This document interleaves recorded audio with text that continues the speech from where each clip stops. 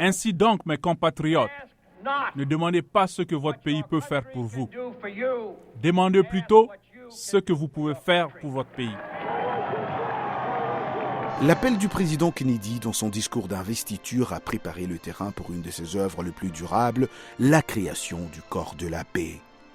L'idée était née durant la campagne électorale lors d'un arrêt en fin de soirée du candidat Kennedy à l'Université du Michigan. C'était en octobre 1960.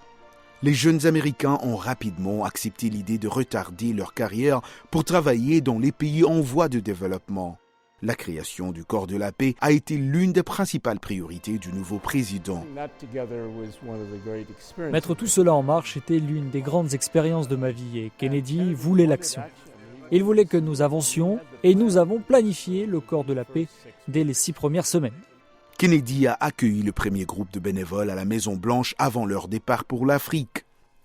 Le fait que vous soyez prêts à le faire pour notre pays et dans un sens le plus large, comme son nom l'indique, pour la cause de la paix et de l'entente, je pense que cela devrait faire la fierté de tous les Américains et susciter leur reconnaissance. Ces premiers volontaires sont entrés dans le corps de la paix avec un sens de l'aventure et de la détermination. Et parmi eux, Barbara Camara. Aller au Libéria en tant que volontaire du corps de la paix a été une expérience qui a changé ma vie.